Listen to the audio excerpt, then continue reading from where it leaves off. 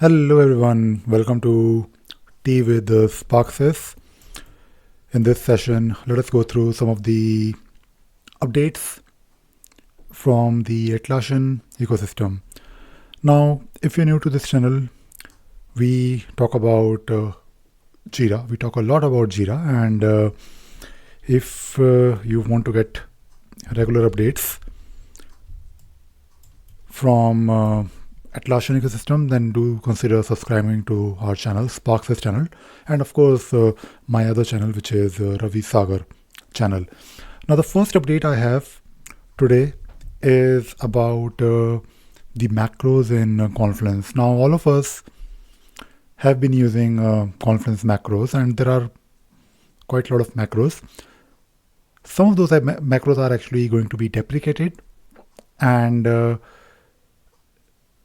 those macros will still work, but you will now have time till September 25th, I believe. Yeah, that is the date. So on 25th of September, some of the macros will stop working completely. So this is important, especially for Jira admins, because for Confluence admins in this case, you need to let your customers know, let your clients know that these macros will not work. And you can also use, I think when you go to Confluence, there is a way to find out the usage of the macros. I think it works on Jira Cloud as well, I believe. It definitely works on Jira, not Jira, but Confluence Data Center. So these macros will not work, but there is an alternative. For example, if you're using chart macro, then Atlassian is recommending you to use a table and then use the other option called insert chart, and contributor summary will be deprecated, gallery will be deprecated, Google Drive legacy editor will be deprecated, page index, PowerPoint, Excel, Word macros, recently updated dashboard, related labels, space list, span, user list. So these macros will no longer work after 25th of September. And good thing is that you can find out easily. For example, if you go to your Confluence and you try to create a page, you can take a look at these deprecated macros, because you will get this indication in the name of the macro itself. For example, if you try to insert a macro, you will come to know, or you can figure out very easily by looking at these deprecated labels in the bracket, right? So, for example, these macros like Word, chart, Excel, gallery, PowerPoint, and so on. So it will be, a little bit of work for Jira and Confluence admins, because now we have to ask our users to worry about their pages and macros, and I'm not really sure if we can do something by replacing them. I think ideally, because I was looking at this page, this post, it says here that we will no longer support or we will no longer fix bugs on these deprecated macros unless there is a critical problem. And I'm trying to figure out the way we can easily replace. I don't really think we can replace. So basically, Atlassian is saying that you have to use the macro usage feature, which I was quite sure that there is a feature on Jira, not Jira, but Confluence Cloud as well. But you have to do it manually. And it can be a bit of a problem, because not each and everyone will do it. And I think if you go to your macro usage, you can find out whether these macros are being used or not. So good thing is that these, I think if you're using macro usage page here, then you can do something about it, right? You can actually go to those pages and try to figure out whether you need to replace them or not. So not really sure. I think it will definitely be a problem for us, because we have to now worry about it. And it can take some time depending upon the size of your Confluence instance.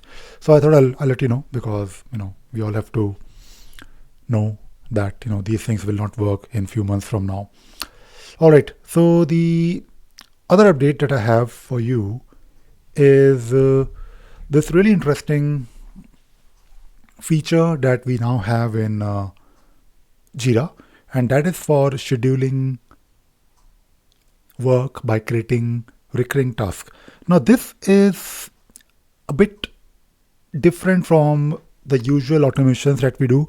Now, the way it works is it will give the end users, ability to create an automation rule to set or to create a scheduled task, basically a recurring task kind of a thing, where every Monday morning, I believe, you want to maybe create a task for yourself. And this can be interesting because there are plenty of use cases. Like, we also do a lot of things with the help of Jira for our own internal planning. For example, for our marketing activities, we use, of course, a Jira project, but there are a few things that we need to do every Monday. For example, there is a task for me to create this Tea with Sparxsys video session podcast, and it should be live on Monday morning. Now, there is a task for it that I need to create manually, but I can now schedule it. And to be honest, it is nothing but an automation rule, but that is not the important part. The important part here is that any user can do it, provided they have the permission. And I will show you this, because today I actually wanted to spend a bit more time on this update. Now, you can of course read more about it if you go to this post. By the way, don't worry about the links. I'll share all the links in the description. So you can take a look at this post where Atlassian is talking about how to configure a recurring task, right? So any user can do it. They can go to an issue. They can set it to recur. And when they do it, it will basically create an automation, right? So eventually it is creating an automation, but the way you are letting the end user do it by taking input from them is wonderful. And then you also have the option to, as an admin, to disable those recurring tasks if you think it is not really required anymore. And you can also globally configure this you can globally configure that in your Jira instance, do you want users to create a recurring task or not. So I think this feature will evolve in future, because many people may want to do this, right? And they may want to do it for other use cases, not just recurring tasks. So the idea here is that you want to allow users to create an automation rule, but using a simple interface. So let me show you. If you're watching this video, then of course you can follow it on this video. But if you're on podcast, go to your Jira instance and try it yourself. I think this feature is now there for everyone. Now you need to go to any issue in Jira, right? And I'm not really sure if you have this feature or not. I have it on my cloud Jira instance. Now, under the set actions or automations, you will find this option called set to recur. Now, before I click on this set to recur, I just want to talk about a few things here. Right now, there is no schedule configure for this issue. But if I click on this, it will give me this pop-up where I can select here, I want this to recur every day, every weekday, Monday to Friday, every day, weekly on a particular day like Sunday or Monday or Wednesday, right? So this is good. It's a bit configurable, and you want this to happen when do you want this to happen when the issue is complete? I guess this is probably based on the resolution, or you just want to do it, right? And you want to end this on a particular date. Maybe you want to end this sometime, in future. But I'm not really sure why I don't see, because I only see here 6th of April, which is today, and not really sure how I can set it on. Maybe I want this to happen maybe on. I want this to end maybe after 2 months. So maybe I'm missing something here. Let me select here daily, and I don't really see any option here like to end it on a particular date. So not really sure, but again, I'm also looking at it for the very first time. But the thing is that when you click on the save button, it will then create this automation for you, and it says here recurs daily, and it will also give you the option to just delete this. So before I delete this, I'll go to the automations, and because I am the admin, I can go to the automations and I can take a look at the automation rule, which is saying here that this issue, I think, will be cloned on a particular date. So actually it is nothing but a schedule, and I think this schedule is something that you can further configure. Of course, you need to have admin rights, but you can configure it here further if you want. And it is nothing but a clone automation. And by the way, if you want to learn automation rules, I have on my website ravisagar.in plenty of videos. So just go to courses on my website and then go to the Mastering Jira Cloud Automation playlist. I have plenty of videos, and I'm sure I must have talked about clone issue, right? So do take a look at the playlist. So this is great, and I want to basically also show you one more thing. If you want to disable this feature, you can go to automation, global automation settings, and then you can configure whether you want non-admins to do it. So you can simply go to global configuration for your automation rules, and you can uncheck this, allow non-admins to create a recurring rules. And of course, we have the feature for allow project admins to configure or create rules. But this is good because I think when a non-admin user is trying to do something about automation, or they want to automate something, they reach out to the admins, right? So in a way, we are, I think, slowly moving towards delegating the activities that admin can do or project admins can do, right? In Jira, unfortunately, we just have 2 levels or 3 levels. One is, of course, Jira admin. Then, of course, we have project admin and users. And I'm not talking about org and site admin, but within Jira, right? So I think this is good. I think this will be definitely useful, and I'm looking forward to this feature. I'll, of course, keep an eye on this feature a bit more, and I will also monitor the usage of my recurring repeatable task. So these are the only few updates that I have about the new features. But of course, there are other things that I want to talk about. Now let's talk about the upcoming event. Now in just a couple of days, the Atlassian Team 25 event will begin, and this year it is happening in California from 8th April to 10th of April. Unfortunately, even this year I'm not going. I'm not really sure when I will get a chance to attend the Atlassian team event. I'm sure, I'm very positive. I am sure one day it will happen.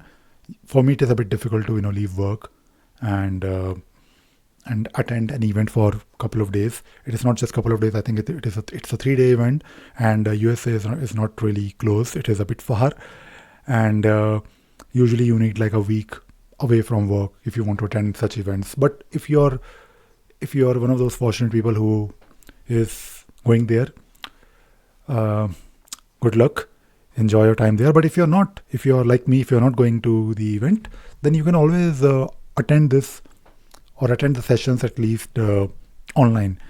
And it is, of course, free of cost. So you can go to the register for free button on top, and you can just sign up. You can click on the register now, and then you can go to sign up for free, and you can sign up.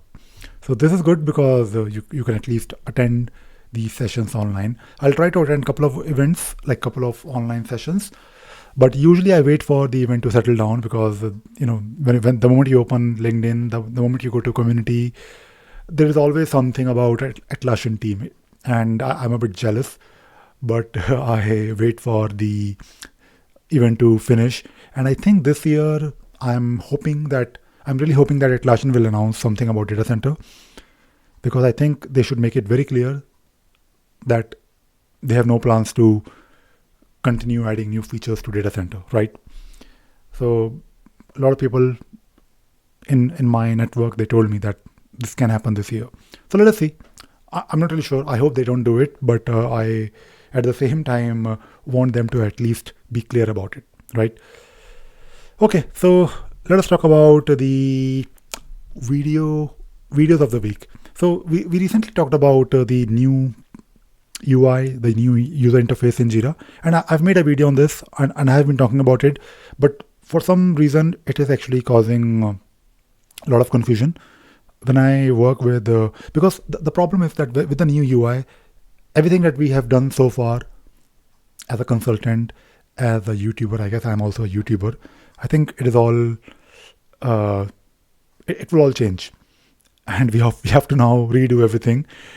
And to be honest, I'm a bit I'm not sure whether I will be able to, or whether I want to basically update my videos and everything, because you can't really redo each and everything that you have been doing. You can't really redo your videos or courses with each new update in the UI. But because we work with clients, because we have to help our customers, we need to constantly and we need to constantly talk about it, because it will take some time for them to get used to it. So I highly recommend you, if you are new to Jira, or if you are using already using Jira, then try to get comfortable, try to get used to the new user interface. It is different, and I know some of the sites are still on the old UI, but pretty soon it will be all new user interface. So this video of mine will help you if you are trying to understand the changes.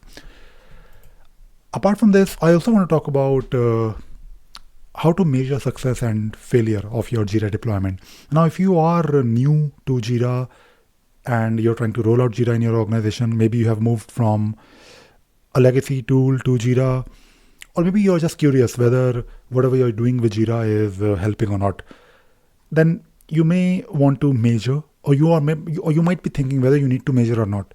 So if you're not really sure whether you should measure, whether you need to measure, and how you can measure, then this video of mine, how to measure success or failure of Jira deployment, might help. So do watch this video.